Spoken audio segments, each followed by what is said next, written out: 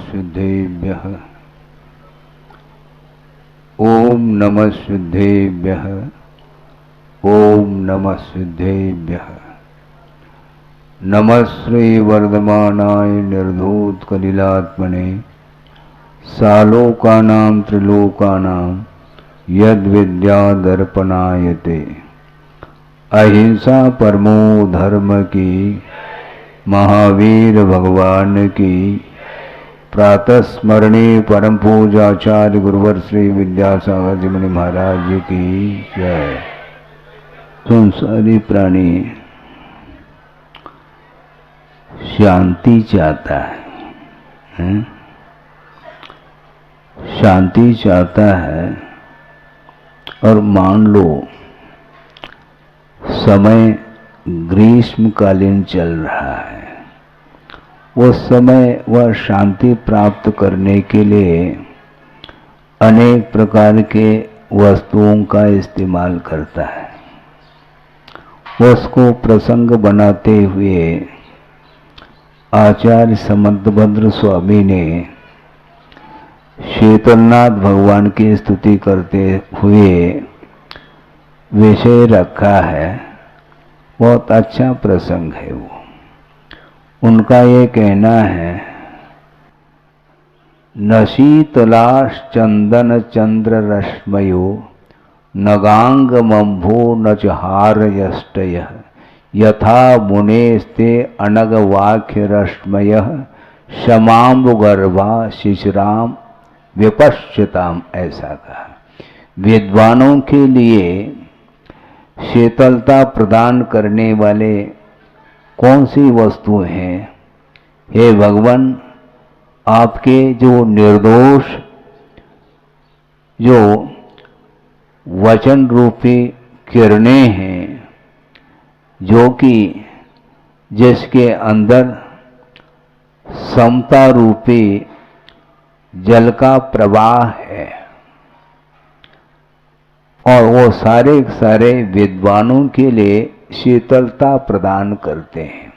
इसलिए न शीतला चंदन चंद्र रश्मयः, चंदन का प्रयोग करता है संसारी प्राणी शीतलता प्राप्त करने के लिए, और चंद्रमा की चांदनी के नीचे बैठता है, उसके माध्यम से भी शीतलता का अनुभव करना चाहता है।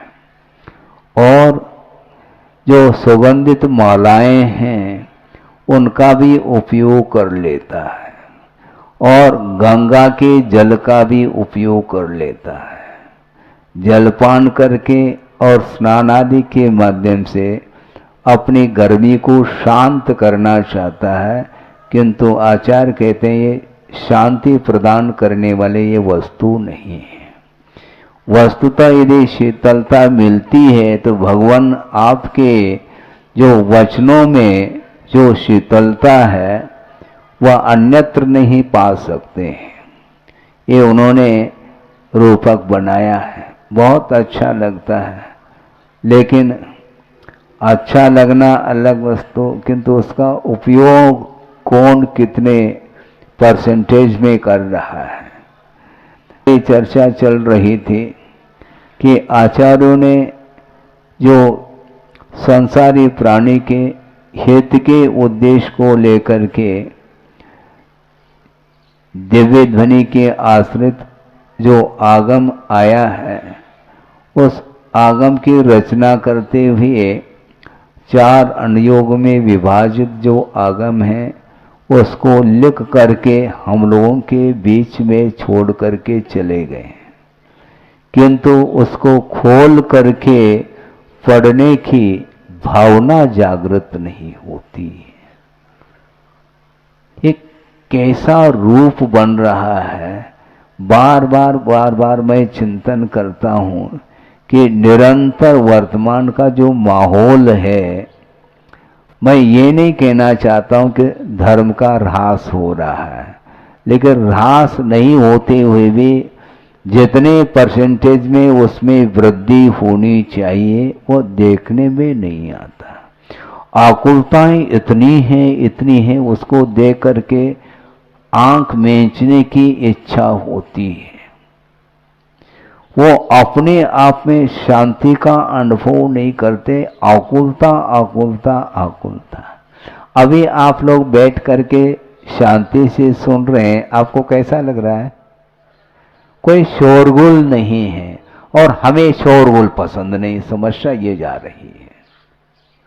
कोई दर्शन करने के लिए निषेध नहीं है, आप लोग दूर दूर से आए हैं, दर्शन की भावना है और करना चाहिए, किंतु व्यवस्थित ढंग से बिना शोरगुल किए, बिना आकुलता के, शांति के साथ जो दर्शन होता है वीतरागता का, और उसके माध्यम से भावों में बहुत उज्ज्वलता आती है, किंतु कितना भी कहें किंतु प्रकृति परिवर्तित नहीं होती। संसारी प्राणी का नेचर इसी ढंग का है कि वह उसमें परिवर्तन उस भूमिका में नहीं आ सकता है, किंतु शालीनता थोड़ी बहुत रखेंगे तो उसके माध्यम से जो चाहो आपको वह चीज मिल सकती है, क्योंकि आत्माश्रित ही भाव है, और उन भावों को पवित्र बनाने के लिए ही देव शास्त्र और गुरु का आलम्बन लिया जाता है, और उसके माध्यम से पुण्य का संचय किया जाता है। इसलिए अनेक प्रकार के जो सांसारिक जो वस्तु हैं, जिनके माध्यम से संसारी प्राणी शीतलता का अनुभव करना चाहता है, किंतु आचार्यों का ये कहना है कि जिनेंद्र भगवान के द्वारा निश्रित जो वाणी है, उस वाणी के अनुरूप किसी में भी शीतलता नहीं पाई जाती, ऐसा उन्होंने कहा।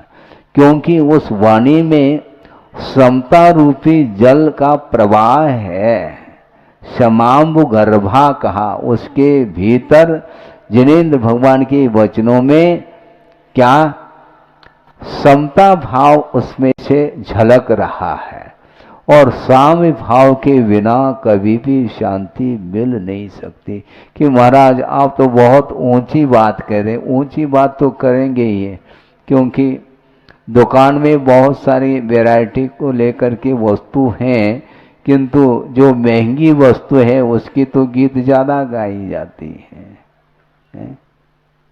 कोई भी व्यक्ति मान लो वस्त्र के, कपड़े के दुकान में पहुंच गया है, तो अनेक प्रकार की वैरायटी है उसमें भी लट्ठा भी है, और भी बहुत सारे फैकल्टी को लेकर के वस्त्र हैं, किंतु जो हाई क्वालिटी का जो होता है उसकी कीमत अलग होती है। सब में इसी प्रकार है।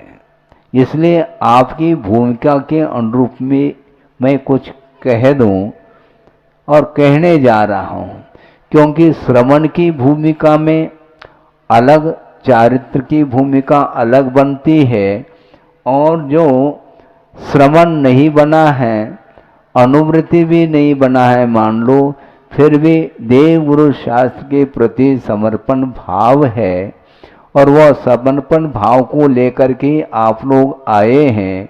इसलिए आए हैं तो ग्राहक तो हैं, तो ग्राहक हैं तो कुछ ले करके वो जाएगा, और ले करके जाने के लिए आए हैं। किंतु यहाँ पर जिस प्रकार आपके दुकान आदि में वस्तु मिलती हैं, खरीदने योग्य वस्तु, उस प्रकार यहाँ पर कोई भी खरीदने योग्य वस्तु नहीं है जो आपके लिए मैं दे दूं।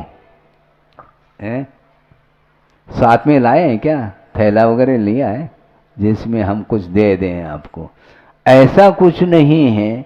कि वस्तुतः आत्मिक शांति को प्राप्त करने के लिए जिन कारणों के माध्यम से, जिन वस्तुओं के आलम्बन से हमें अशांति पैदा होती है, उन वस्तुओं को अपनी शक्ति के अनुरूप छोड़ने का प्रयास करना चाहिए। कल भी स्वाध्याय के दौरान एक बात निकली थी मध्याह्न में कि वस्तुतः त्याग किसको बोलते हैं? त्याग किसको बोलते हैं? महाराज देने का नाम त्याग है। नहीं, इसको नहीं बोलते हम। महाराज फिर किसको बोलते हैं? देने का नाम त्याग नहीं है क्या? विवक्षा है हमारी।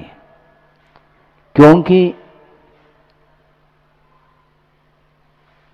एक ग्राहक आया है दुकान में और वह 100 रुपए का नोट दे रहा है, वो त्याग कर रहा है क्या? उसके बदले कुछ लेना चाह रहा है। खरीदने की बात है। जहां पर खरीदने की बात है वहां पर त्याग की बात है ही नहीं। इसलिए देने का नाम त्याग नहीं, किंतु त्याग उसको बोलते हैं जिसमें जोड़ने की बात नहीं आती है। क्या? जिसमें जोड़ने की बात नहीं आती उसी का नाम त्याग माना गया है। श्रमण ने जो छोड़ा है वह ग्रहण करने के लिए नहीं छोड़ा, जोड़ने का भाव ही नहीं उनका। जो कुछ भी था और अज्ञान दशा के कारण उसके साथ संबंध स्थापित किया था, और ज्ञान होने के कारण, वैराग भाव जागृत होने के कारण उन सारे सारे पदार्थों को, परिग्रहों को छोड़ दिया है। इसको त्याग बोलते हैं। इसलिए जोड़ने की बात मत करो, छोड़ने की बात करो। जैसे बैंक में आपने पैसा रख दिया है, 1 करोड़ मान लो डिपॉजिट है, और मान लो उसको फिक्स कर दिया तो फिर ब्याज बहुत ज्यादा मिलेगा। इसका अर्थ है आपने त्याग नहीं किया, ब्याज सहित लेने का भाव है, जोड़ने का भाव है, वह त्याग नहीं माना जाता। त्याग का अर्थ ये होता है जिसको छोड़ दिया है उसके प्रति कोई भी इच्छा नहीं रहती, उसका नाम उत्तम त्याग बोला है। हाँ, सोचो विचार करो। इसलिए गुरुदेव का ये कहना है, उन्होंने एक हाइकू दिया है, आपके सामने रख रहा हूं। जुड़ो न जोड़ो, किसी से जुड़ो नहीं। हम जुड़ना नहीं चाहते हैं आपसे, ये ध्यान रखो। आप भले हमारे साथ जोड़ना चाहो हमें, ये बात अलग है, आपकी इच्छा है, किंतु मैं आपको नहीं जोड़ूंगा। हाँ, क्योंकि गृहस्थ को गुरु की उपासना करने से उसके लिए पुण्य का संचय होता है, बल्कि उसका संसार का विनाश हो जाता है। इसलिए वह देवगुरु शास्त्र का आलंबन लेता है। किंतु जो श्रवण बना है वह किसका आलंबन लेगा? गृहस्थ का आलंबन नहीं लेता, क्योंकि उसके द्वारा उसे कोई भी किसी वस्तु को प्राप्त नहीं करना है। और प्राप्त करना चाहेंगे, जो हम प्राप्त करना चाहते हैं वह आपके पास है नहीं, तो आप देंगे क्या हमें, ये बता दो। इसलिए जुड़ो न जोड़ो, और जोड़ा छोड़ो। अज्ञान दशा में जोड़ा है तो उसको पहला छोड़ो, फिर जोड़ो तो बेजोड़ जोड़ो। जोड़ना ही है, मान लो जोड़ने की आदत है तो बेजोड़ जोड़ो। बेजोड़ हमारे लिए कौन है? पंच परमेष्टि ही हमारे लिए बेजोड़ है, और उसके साथ श्रमण लोग संबंध स्थापित करते हैं और प्रतिपल पंच परमेष्टि की आराधना में लगे रहते हैं। और आप लोगों के लिए भी प्रेरित करते हैं कि यह मनुष्य जीवन मिला है, इसलिए प्रतिपल आप लोगों को पंच परमेष्टि की आराधना करनी चाहिए। महाराज, ये बात हमें समझ में नहीं आई, आती भी नहीं आपको, क्योंकि महाराज हम प्रतिपल यदि मान लो भगवान की आराधना में लग जाएंगे तो दुकान कौन करेगा? फिर समस्या ये खड़ी हो गई ना। इसीलिए आपको जितना समय है उतना करो, किंतु बहुत अल्प समय निकालते हैं आप भगवान के लिए। बल्कि वस्तुतः देखा जाए, अन्यथा न ले, किंतु ये देखने में आ रहा है, इसलिए मैं कह रहा हूं कि भगवान से आप लोग बंधते नहीं, भगवान को बांधने का प्रयास करते हैं। क्या मतलब हुआ महाराज? मतलब ये है कि भगवान स्थापित है जिन बिंब, और अभिषेक करना है तो भगवान को बांधते हैं, मतलब आपको समय नहीं, जब हमें समय मिल जाए जा करके हम अभिषेक कर लेंगे। गलत बात, ऐसा नहीं होना चाहिए। उसकी व्यवस्था बना लेनी चाहिए, एक टाइमिंग सेट कर लेना चाहिए कि उसी समय पर सामूहिक रूप से अभिषेक आदि क्रियाएं होनी चाहिए। महाराज हमें समय नहीं मिलता, हाँ उस समय हम जा नहीं पाते हैं। अच्छी बात है, कैसे नहीं जा पाते हैं हम अब बताते हैं आपको। आपको प्लेटफॉर्म पर जाना है ना? ट्रेन आने का समय कौन सा है? 9:10 पर, और आप पहुंच जाते हैं 10-15 मिनट बिफोर। वहां पर कैसे पहुंचते हैं आप? हैं? ट्रेन आपसे बंध नहीं सकती, ध्यान रखो। आपको बंधना है उससे, तो पहले जाकर के 15 मिनट उदारता के साथ वह खर्च करता है। वहां जाकर के प्लेटफॉर्म पर वह भले ही पेपर आदि पढ़ता रहे, ये बात अलग है।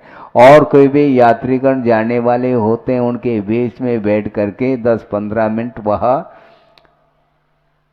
बड़ी मित्रता के साथ वह चर्चा आदि करने के लिए बैठ जाता है। ऐसा क्यों होता? क्योंकि हमें पहुंचना है समय पर, और आपके समय के हिसाब से गाड़ी छूटेगी नहीं। आप यदि 1 मिनट भी यदि लेट हो जाएंगे तो गाड़ी छूट जाएगी। यदि नहीं छोड़ेगी, गाड़ी नहीं छूटेगी समय पर, तो निश्चित रूप से एक्सीडेंट संभावित है। क्योंकि उधर से भी एक गाड़ी आने वाली है, वह भी आने का समय फिक्स है, तो यहाँ से जाने का समय भी फिक्स है। इस प्रकार जो है आप लोग सब व्यवहार करते हो, समय पर जा कर के आप बैठ जाते हैं। इसी प्रकार मान लो इसमें और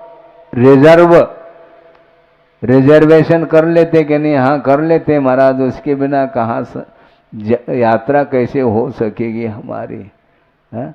और रिजर्वेशन के साथ टिकट खरीद लेता। ये सब सुख सुविधा के साथ बिफोर कर रहा है, और इधर धार्मिक क्षेत्र में वह चाहे जब आकर के बैठ जाता और चाहे जब चला भी जाता है।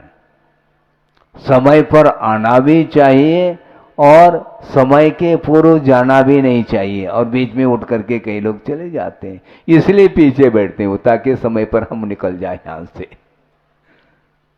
ऐसा नहीं, धार्मिक क्षेत्र में बहुत अपने परिणामों को पवित्र बनाने का उद्देश्य यदि है, सब समय पर कार्यक्रम होना चाहिए।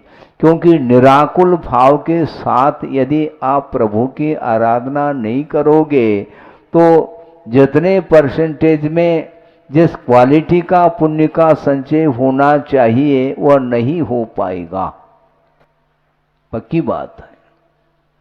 क्योंकि आपका उपयोग किधर है?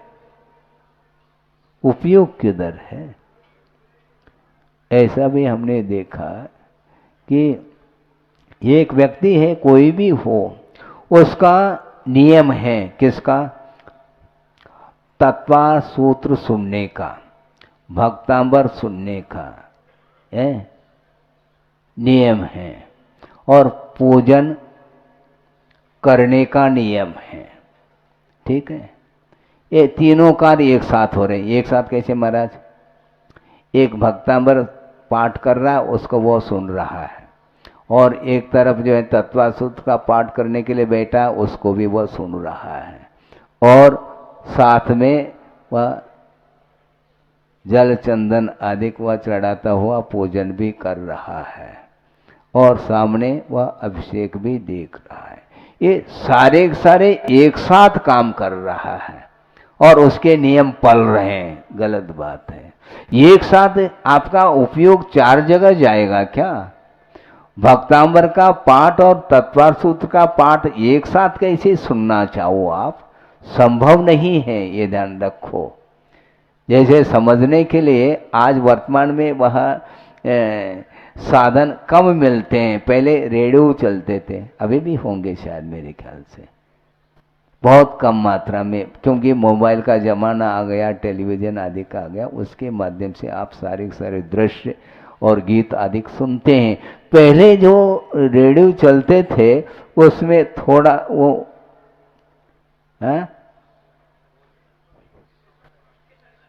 स्टेशन, हाँ, थोड़ा बहुत यदि इधर का उधर हो तो बीबीसी लंदन और इधर और विविध भारती, ये वो एक साथ थोड़ा थोड़ा सा सुनने में आता था। वो थोड़ा बहुत यूं कर दें तो वह समाप्त हो जाता। मतलब एक्यूरेट चाहिए सुनना चाहो, एक साथ दो दो वार्ताएं आप सुन नहीं सकते हैं। उसी प्रकार वो कैसे एक साथ सुन रहा है, हम ताज्जुब करते हैं। भक्तामर का भी पाठ सुन रहा है और तत्पर सूत्र का, क्योंकि समय उतना ही उसके लिए और चार कार्य करना चाहता, क्योंकि इन सबको सुनेंगे तो पुण्य का संचय ज्यादा होगा। है ये क्या है, इसको बोलते हैं, इसमें भी लोभ है, क्योंकि पुण्य का संचय ज्यादा होना चाहिए और कम समय में, इसलिए ये रूप उन्होंने दे दिया। ऐसा नहीं है, एकाग्र चित्त हो करके एक आपको धार्मिक कार्य करना चाहिए। हमने पहले भी, जहाँ तक मुझे स्मरण है, कि प्रवचन आदि के दौरान, स्वाध्याय आदि के प्रसंग में कहा था, पुनः आपके सामने दोहराना चाहता हूँ। वह ये है कि मान लो आप प्रभु के पूजन करने के लिए बैठे हैं, ठीक है, और पूजन संपन्न होने के बाद ही दूसरा कार्य हाथ में लेना चाहिए। उसके बीच में दूसरा कोई भी कार्य नहीं करना। मान लो आप पूजन करने के लिए बैठे हैं, उस समय यदि मान लो कोई महाराज भी भगवान की वंदना करने के निमित्त को लेकर के आए हैं, उस समय भी आप अपने भगवान के पूजन को छोड़ करके उनके लिए भी अर्घ चढ़ा दें महाराज, उनको भी नमोस्तु बोल दें, नहीं, कोई आवश्यकता नहीं महाराज। फिर अविनय हो जाएगा, फिर भगवान का अविनय हो जाएगा यदि करोगे तो। इसीलिए ये सारे जो कार्य हैं, धार्मिक कार्य, इसको एकाग्र चित्त हो करके उसको विसर्जन करने तक वह और कोई भी कार्य और कोई भी विकल्प मन में लाना नहीं चाहिए, ये हमारा कहना है। हाँ, तो महाराज अविनय हो जाएगा। अविनय किसको बोलते हैं? अविनय का भाव हो तो बात अलग है।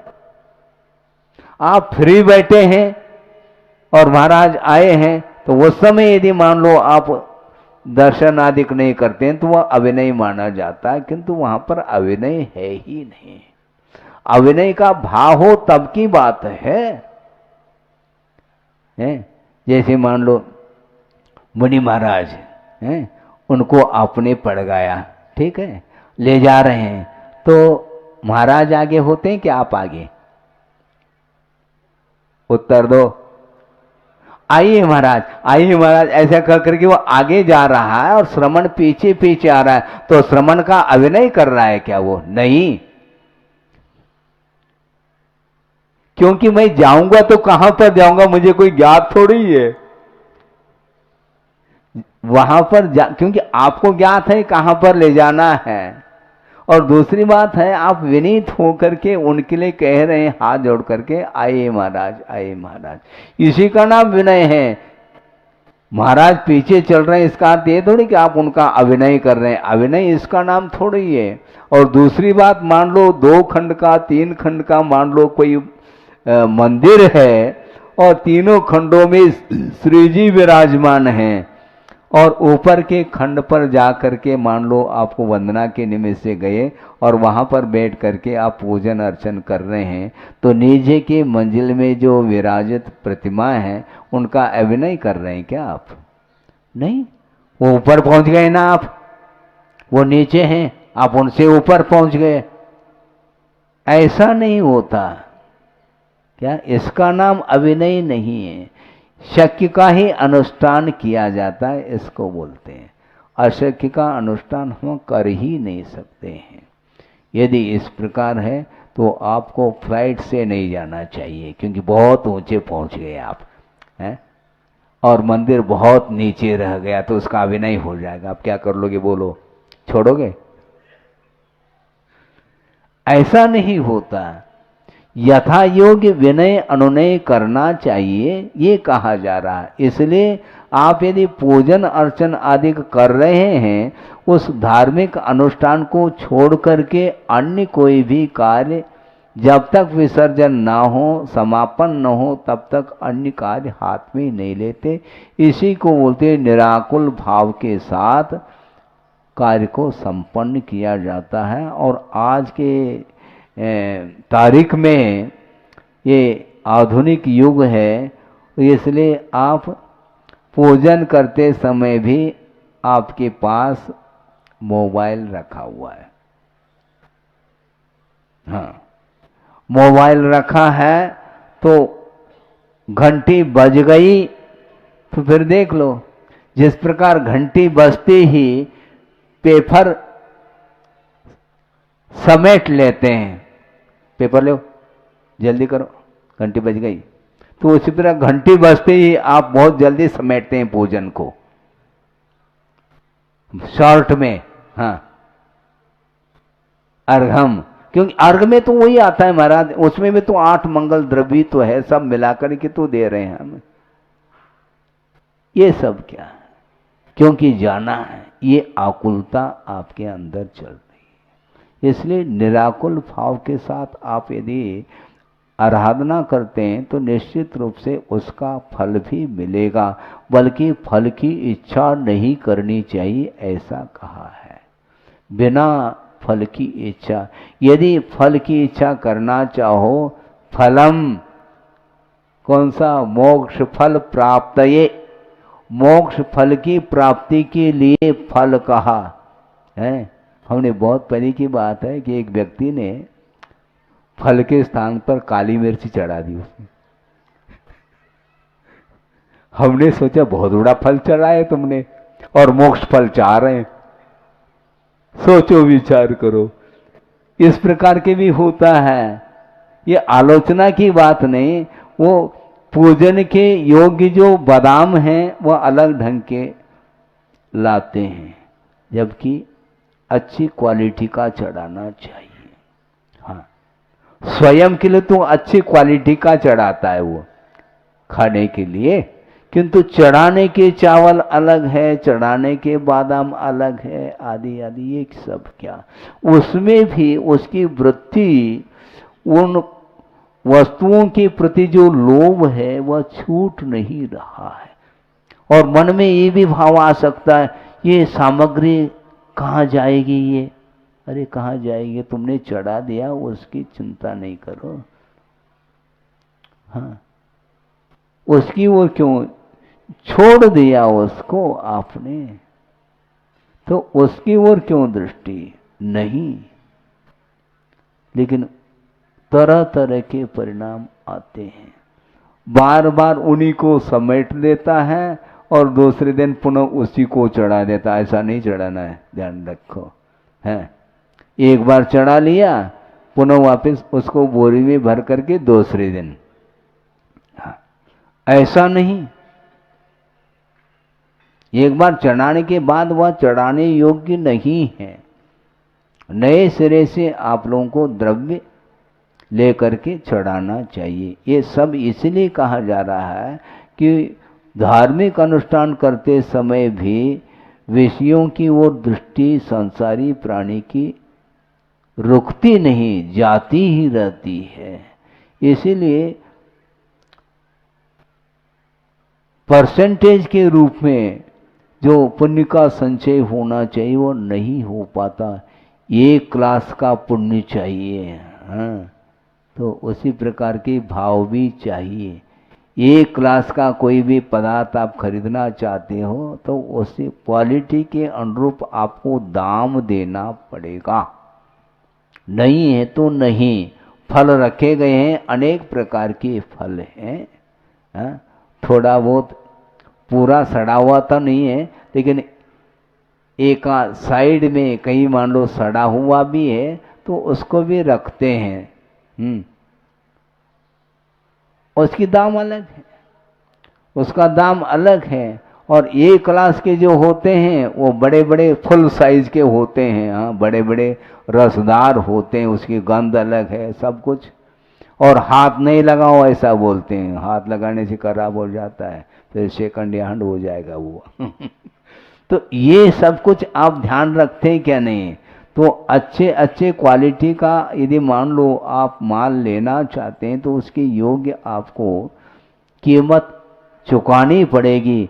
उसी प्रकार अच्छी क्वालिटी का पुण्य संचित करना चाहो तो बिल्कुल कोई भी इच्छा, सांसारिक कोई भी इच्छा रखे बिना निरपेक्ष भाव के साथ यदि करते हैं तो उसका फल आप नहीं भी चाहो तो मिलेगा।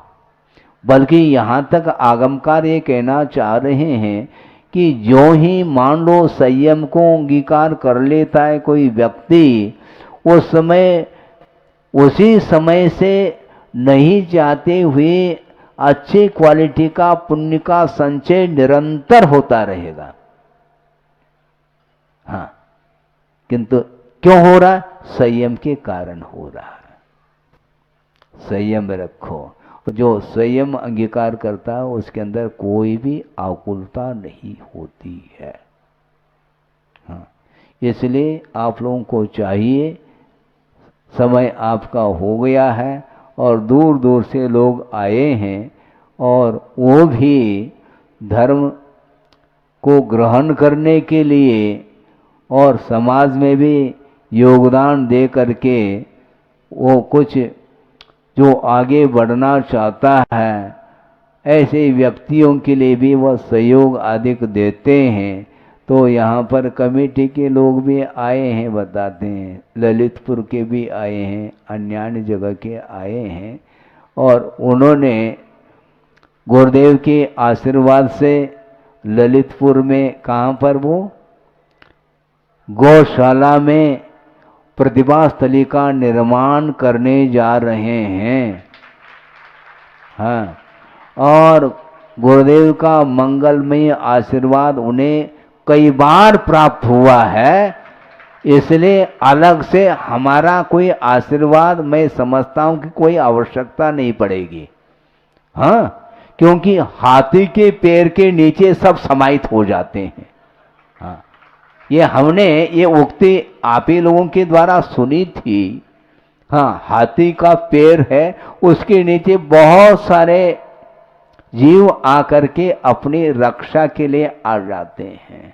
तो जब उनका, गुरुदेव का आशीर्वाद सबके लिए है तो अलग से मैं क्या आशीर्वाद दूं? उनकी भावना और उनके आशीर्वाद को सफल बनाना चाहो तो आप लोगों को तन मन धन से पूरा सर्वस्व न्यौछावर करते हुए उनके प्रकल्पों को शीघ्रातिशीघ्र पूर्ण रूप देना चाहिए। हाँ, चाहे वह स्वर्णोदय हो चाहे और कोई भी उदय हो। हाँ, भाग्योदय हो, स्वर्णोदय हो, सर्वोदय हो, कोई भी उदय हो, उन सभी प्रकल्पों को आप लोगों के द्वारा ही, उसमें आप लोगों के सहयोग के बिना, बल्कि सहयोग क्या आप लोगों को ही करना है। हाँ, पहले भी, कल परसों भी हमने कहा था यहाँ के लोगों के लिए, कार्यकर्ताओं के लिए, स्वर्णोदय जल्दी से जल्दी बनाओ। महाराज आप आशीर्वाद दे दो। अब फिर वापिस आशीर्वाद की बात आती है। गुरुदेव ने आशीर्वाद दिया है, मैं तो केवल दर्शन करने के लिए आऊंगा, दर्शक बन करके आऊंगा, निर्माण आपको करना है। हाँ, निर्माण आपको करना है, दर्शन हम करेंगे फ्री में। बिल्कुल बिल्कुल, इसमें क्या दिक्कत है? हाँ हाँ, हमसे कुछ मांगना चाहो तो आशीर्वाद दे सकता हूं, इससे ज्यादा कुछ नहीं दे सकता। हाँ, इसलिए ललितपुर वाले हैं और भी जगह जगह से लोग आए हैं और गुरुदेव के भावना को पूर्ण करने के लिए तत्पर हैं। निरंतर उनकी भावना पूर्ण हो और जल्दी से जल्दी, इसलिए कह रहा हूँ, हजारों की संख्या में छात्राएं जहाँ पर अध्ययनरत रहेगी उनके लिए पूरा का पूरा योगदान आप ही लोगों के द्वारा होना है।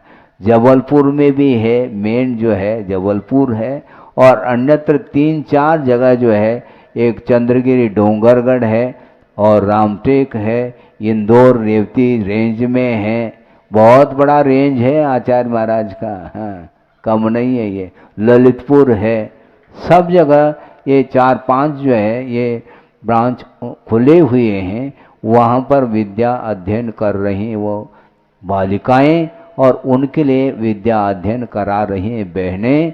इसलिए उनके लिए जो भी आवश्यक हो, आवश्यक तो पड़ेगा ही, उसकी पूर्ति आप ही लोगों के द्वारा होगी।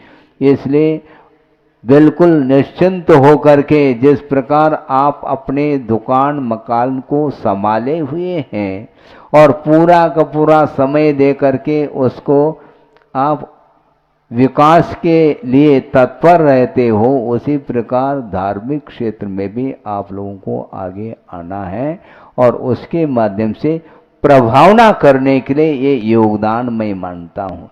क्योंकि केवल श्रवण के माध्यम से ही प्रभावना नहीं होती है, श्रावक का भी पूरा का पूरा योगदान रहता है। 50-50 जिसको बोलते हैं, हम भी 50% हम कर रहे हैं, 50% आप करो, क्या दिक्कत है इसमें? बिल्कुल कोई दिक्कत नहीं। इस प्रकार आप लोगों के लिए हमने एक धार्मिक जो विषय जो है वह रखा है कि जिस प्रकार ये चंदन है, चंद्रमा की चांदनी है, और जो गंगा का जल है, भले वह शीतल महसूस करने में वह कारण सिद्ध होता है, किंतु उससे भी यदि कोई शीतल प्रदान करने वाला कोई पदार्थ है तो जिनेंद्र भगवान के द्वारा कहा हुआ जो आगम है, उनकी जो वाणी है, उसको आत्मसात करते हुए हम अपने जीवन को व्यतीत करते हैं, तो निश्चित रूप से कर्मों का क्षय होगा और उसके माध्यम से स्वतंत्रता की प्राप्ति होगी। हो इस पवित्र भावना के साथ अहिंसा परमो धर्म की। सन 89 में गुरुदेव के संकेत एवं मंगलमय आशीर्वाद से पिंडरे नगर को अवसर मिला था। समता सागर जी महाराज, और उन्होंने वहाँ पर चातुर्मास संपन्न किया, और उस चातुर्मास के दौरान उन्होंने पिंडरी को व्रती नगरी घोषित किया था।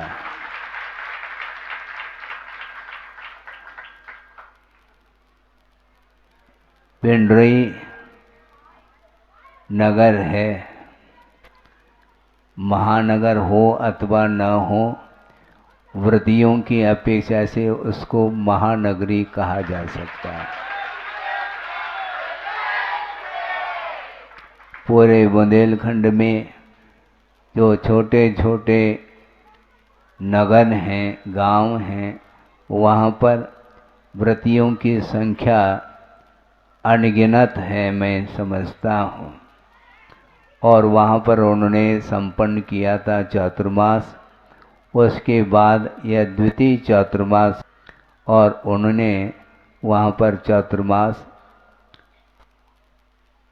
स्थापित करके अब लगभग, और उस समय उनके चातुर्मास के पूर्व में गर्मी में पिंडरे से गुजरता हुआ ही मैं कुंडलपुर, और उस समय भी वहाँ के समाज ने चर्चा की थी कि महाराज पंच कल्याणक होना है आदि आदि, और एक नवनिर्मित जिनालय का निर्माण भी उन्हें करना था। जो जिनालय हैं शायद संभव है उसी को डिसमेंटल करके शायद नवनिर्माण हो रहा है, ऐसा सुनने में आया है। बहुत अच्छी बात है, क्योंकि हम पहले भी कई बार अवसर पर प्रसंग के अनुरूप कहा है कि वित्त का अर्जन किया जाता है, जीवन यापन करने के लिए, किंतु उसमें से उस वित्त का सदुपयोग जिनालयों के निर्माण में और जिनालय में बिंब को स्थापित करने की दृष्टि से जो वित्त का सदुपयोग करता है उसका पुण्य सामान्य पुण्य नहीं, सातिशय पुण्य का उदय होता है। बिना सातिशय पुण्य के उदय के इस प्रकार धार्मिक आयोजनों में आयतनों के निर्माण में वित्त का व्यय बहुत कम होता है। किंतु वर्तमान में हम देख रहे हैं, पिंडरई हो चाहे वो बुढ़ार हो, और बाद में नंबर आता है राजधानी के लिए। हाँ, राजधानी कहते वो बिल्कुल उत्साहित हो रहे हैं भोपाल वाले। वहाँ पर भी आरिका संघ हैं, गुरुमती जी आदि, और संघ के साथ वहाँ पर चातुर्मास, और हबीबगंज में वहाँ पर बहुत बड़ा विशाल जिनालय का निर्माण वहाँ पर निर्माण अधीन है। और गुरुदेव के आशीर्वाद से ये कार्य हो रहा है। जहाँ कहीं भी जिनालयों का निर्माण हो रहा है, गुरुदेव के आशीर्वाद से वो उन्हीं के प्रकल्प हैं और उनको पूर्ण करने के लिए आप सभी कटिबद्ध हैं। और यहाँ पर भी स्वर्णोदय का निर्माण हो रहा है। यहाँ पर जिनालय स्वर्णोदय नाम दिया है, और यहाँ पर समोसर जिनालय और सहस्त्रकूट का भी निर्माण होने जा रहा है। इस प्रकार जगह जगह जिनालयों का निर्माण और उसमें बिंब को स्थापित करके पुण्य का अर्जन आप लोग कर रहे हैं। उस धार्मिक कार्यों को देख करके हमारा मन भी अत्यंत प्रसन्न हो जाता। इसलिए होता है कि उस कार्य को मूर्त रूप जो दे रहे हैं वो आप ही लोग दे रहे हैं, उसमें अपना क्या है? क्योंकि वित्त का अर्जन आप लोगों ने किए और उस अर्जित वित्त के प्रति कोई मोह नहीं रखते हुए करोड़ों रुपयों का व्यय करके जिनालयों का निर्माण आप लोग कर रहे हैं। और मुझे प्रसन्नता का अनुभव इसलिए होता है कि मोह जब आप लोगों का क्षीण होता हुआ देखता हूँ तो मन ऑटोमेटिक मन में प्रसन्नता आती है। मोह क्षीण होना खेल नहीं है बंधुओं, क्योंकि जहाँ पर चारों ओर भौतिक वातावरण हो और उस बीच में बैठ करके भी परिवार के लिए संस्कार देना और उन धन इत्यादि के प्रति जो लगाव है उसको कम करना, ये खेल नहीं है, क्योंकि विपरीत वातावरण है। जहाँ पर तीर्थंकरों का विहार होता है वहाँ पर तो पूरा का पूरा धार्मिक वातावरण देखने में आता है, और उनके समोसण में तो कहना ही क्या है। वहाँ पर देवगति के देव और देवांगनाएं सारे नृत्य करती रहती हैं। वही वातावरण यहाँ पर भी हम चाहते हैं कि यह पंचम काल में गुरुदेव रहें, और अभी भी मैं रहें ऐसा ही मान रहा हूँ। हाँ, क्योंकि उनके बिना, उनकी आराधना के बिना, उनकी उपासना के ये इस प्रकार के बड़े बड़े कार्य आप लोग कर ही नहीं पाते हैं। इसलिए बहुत अच्छा सुअवसर है। इसी प्रकार का ये जगह जगह गांव गांव शहर शहर इस प्रकार का धार्मिक वातावरण बना रहे, और हजारों सालों के लिए पाषाण निर्मित जो जिनालय हैं इसके माध्यम से बहुत बड़ी प्रभावना है। क्योंकि आरसीसी वर्क भी होता है, किंतु 150 साल के लिए वह रहता है, उसके उपरांत पुनः जीर्णोद्धार की बात आती है।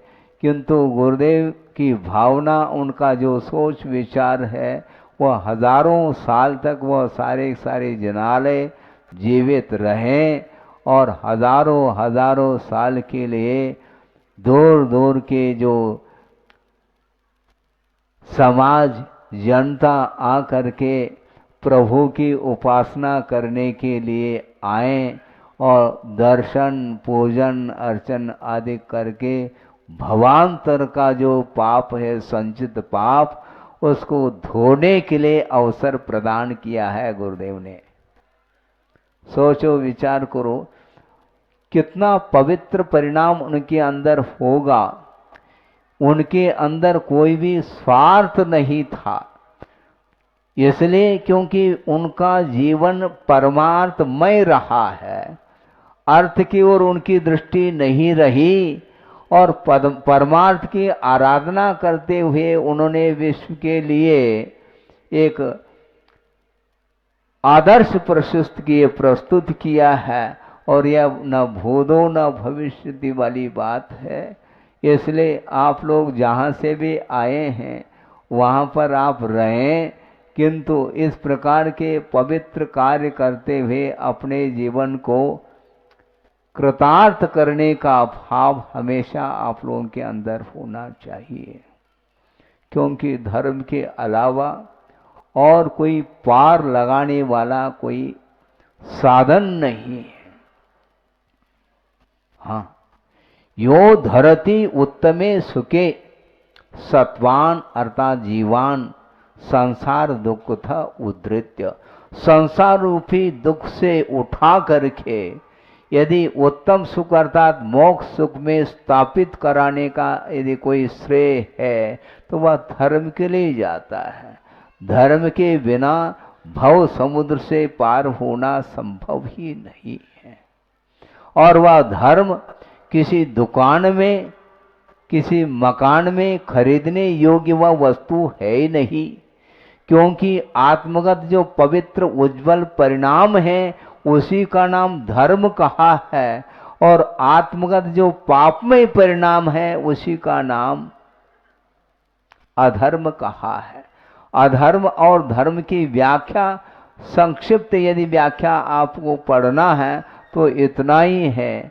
आज तक जो कुछ भी संसारी प्राणी को अच्छा लगा है वह तो हुआ अधर्म, और जो अभी तक अच्छा नहीं लगा वह हुआ धर्म। क्या अच्छा लगा?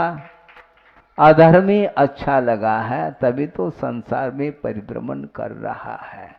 अब आंखें खुल गई हैं, ज्ञान नेत्र हैं, ज्ञान की किरण जिसको बोलते हैं, और उसके माध्यम से ही आत्मा का दर्शन करने का अवसर मिल रहा है।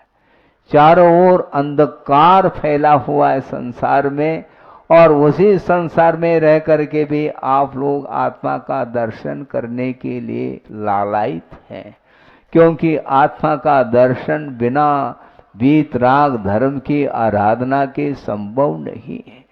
और वीतराग धर्म की आराधना करने के लिए ये जो पर्याय मिली है, और यह पर्याय ये अतीत का बहुत बड़ा पुरुषार्थ रहा है आप लोगों का, और उसी धर्म की आराधना के फल स्वरूप ही ये जैन कुल मिला है आप लोगों के लिए, जिसको उत्तम कुल बोलते हैं। हाँ, बहुत सारे कुल हैं, किंतु उन कुलों में पैदा होने से कोई भी धर्म का अर्जन करने का कोई भाव नहीं होता। कितने जीव है संसार में, किंतु धर्म से परिचय नहीं उन्हें। धर्म और अधर्म में क्या अंतर है, पुण्य और पाप में क्या फर्क है, संसार और मुक्ति में क्या स्वरूप की अपेक्षा से भेद है, इसकी कोई भी जानकारी उन्हें नहीं है। इसलिए संसार में पशु के समान वह संसारी प्राणी परिभ्रमण कर रहा है। और धर्म का परिचय जिन्हें नहीं है तो उनका जीवन क्या है आखिर? मानव जीवन मिलने के उपरांत भी जिसके जीवन में मानवता नहीं आई तो वह उस मानव धर्म को आचार्यों ने पशु के समान माना है।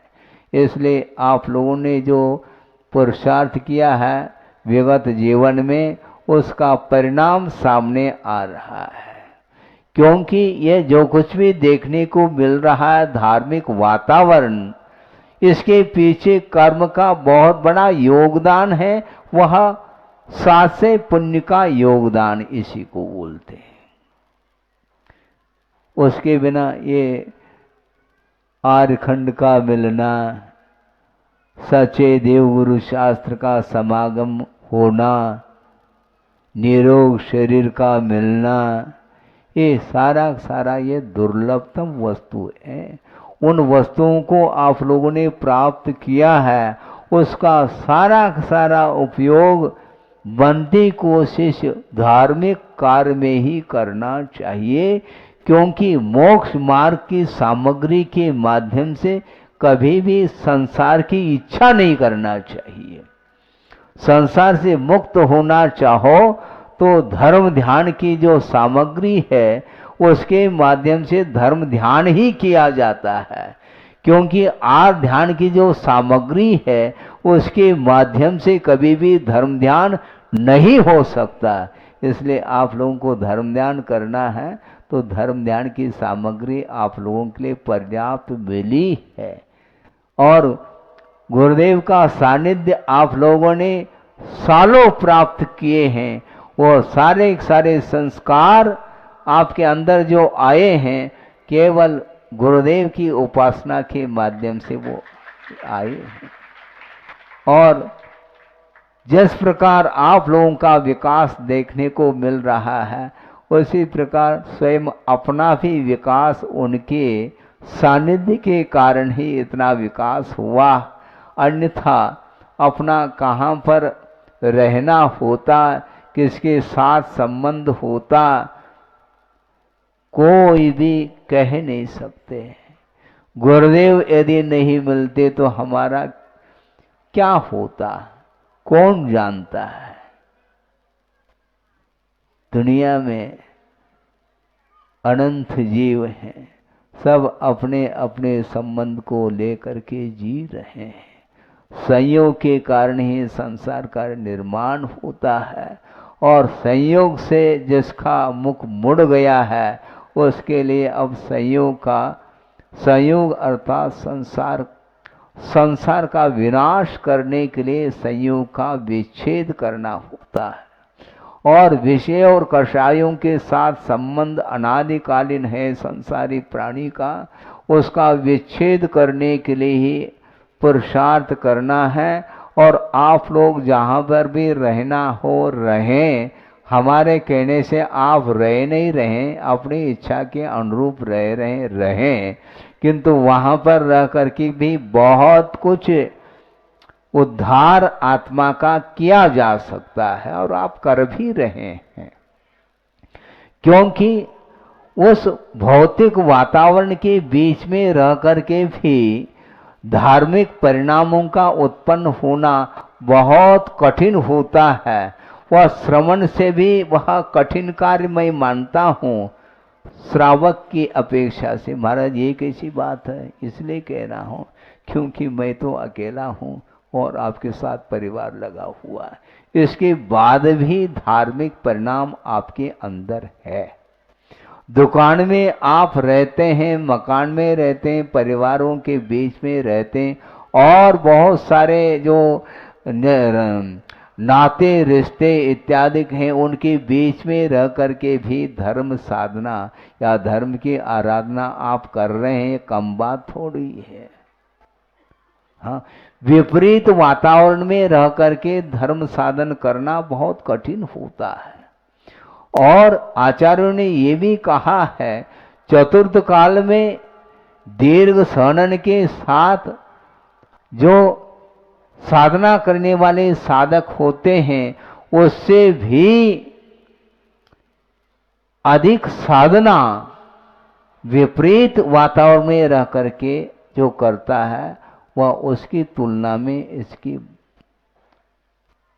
मौलिकता है, इसलिए क्योंकि विपरीतता में भी सजग है। आचार्य महाराज का ये कहना है, मान लो आप जमीन पर लेटे हैं तो आप गिर सकते हैं क्या? महाराज जमीन पर लेटे तो गिरने का क्या सवाल है, बैठे हैं तो अनबैलेंस होकर के गिर भी सकते हैं, चक्कर आने से भी गिर सकते हैं, किंतु जो लेटा हुआ व्यक्ति है उसको चक्कर भी आ जाए तो गिरेगा नहीं वो, क्योंकि वह जमीन पर लेटा हुआ है। तो रिस्क कहाँ है? लेटने में कोई भी असावधानी नहीं हो सकती यदि जमीन पर लेटा है तो, किंतु जमीन से ऊपर उठना प्रारंभ हो गया मान लो, तो निश्चित रूप से कदम कदम पर आपको सावधानी की आवश्यकता पड़ती है। कोई वाहन पर चल रहा है तो उसके लिए और सावधानी की आवश्यकता पड़ती है।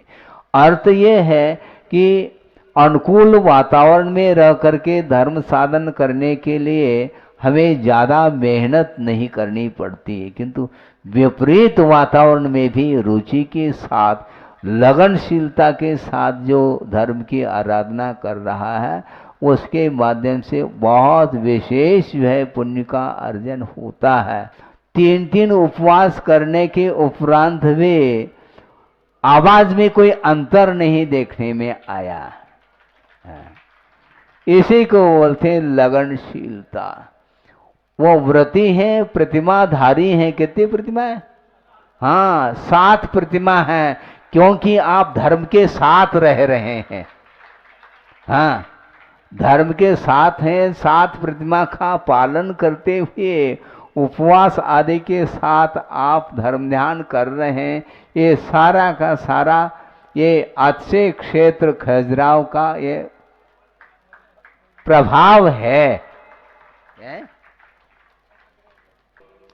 शांतिनाथ भगवान की छत्र छाया में है वो छतरपुर वाले, इसलिए सब लोग धर्म ध्यान कर रहे हैं। इसी प्रकार जो भी जहां से आए हैं वो निश्चित रूप से गुरुदेव के जो विकल्प हैं, प्रकल्प हैं, उनको पूर्ण करने में वो अपने जीवन पूरे सर्वस्व को न्यौछावर कर लें तो बहुत ही अच्छा होगा। निश्चित रूप से अनुमान नहीं, मुझे तो पूरा का पूरा, अब उसको उम्मीद नहीं कह सकते, पूरा विश्वास है निश्चित रूप से वह अत्यल्प काल में उन प्रकल्पों को पूर्ण रूप दे करके, मूर्त रूप दे करके अपने आप को भाग्यशाली मानेंगे। कोई वादा नहीं, बहुत अच्छा आप लोगों ने कार्य किया और इसके लिए अपने आप में मानना पड़ेगा, पुण्यशाली तो आप है ही। और इसी प्रकार और विशेष रूप से पुण्य का अर्जन आप करेंगे और अपने जीवन को उन्नत बनाने के लिए पुरुषार्थ करेंगे। अहिंसा परमो धर्म की जय। बोधि समाधि परिणाम शुद्धि स्वात्मोपलब्धि शिव शोक शुद्धि चिंतामणिम चिंतित वस्तुदाने त्वां वंद मानस्य ममास्तु। परम पूजाचार्य गुरुवर श्री विद्यासागर जी मुनि महाराज की जय।